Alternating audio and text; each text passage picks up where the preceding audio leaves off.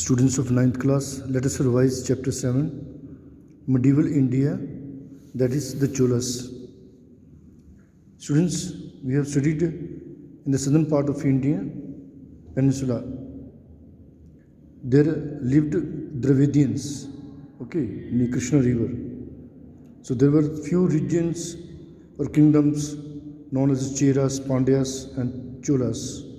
Chola Empire was the prominent one to rule in the peninsula.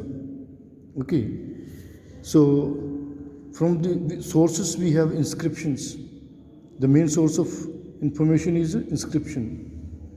So number of inscription have been found in the period by Raja I conceived the idea of prefixing his inscription the main achievements of his reign.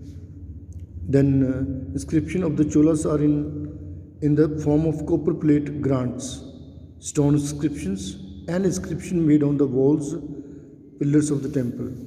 Now what are the significance of these inscriptions? These are the inscriptions you can see here. And there are stone inscription also and pillar inscription also are there. So they tell us about the Chola administration. They record gifts and endowments to temples and Brahmins. They inform us about the construction of the temple, and some inscriptions have royal orders on taxation or land revenue. Inscription on temple was served the purpose of public registration. Then we have a Brideshwara temple.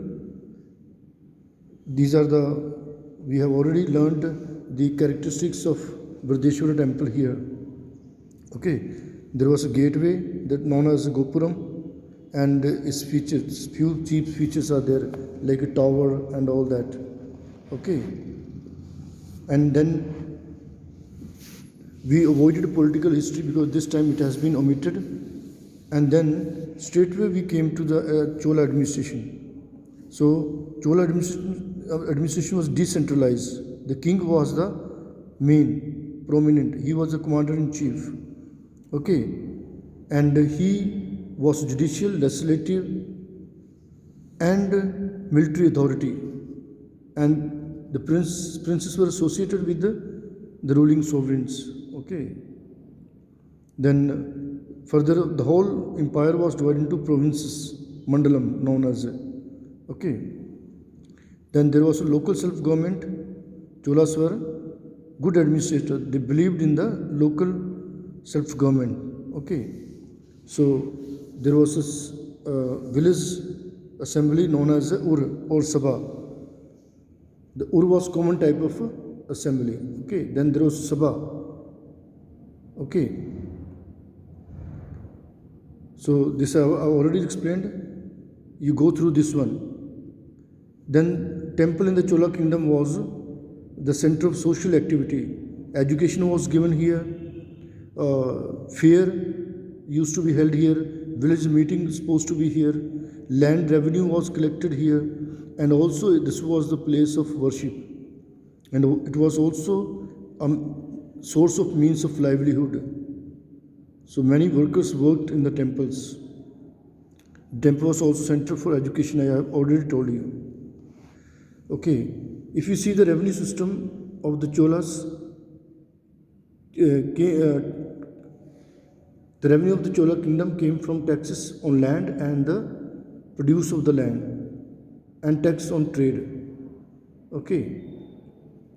So two taxes involved here. Then Chola art has been avoided, so we need to study only the central government. Here we have central government, then provincial government and local self-government, that is known as Ur in the villages or Sabha. And we need to study the importance of temple here and the revenue system. I hope that is clear to you. Further, you can ask online. Thank you.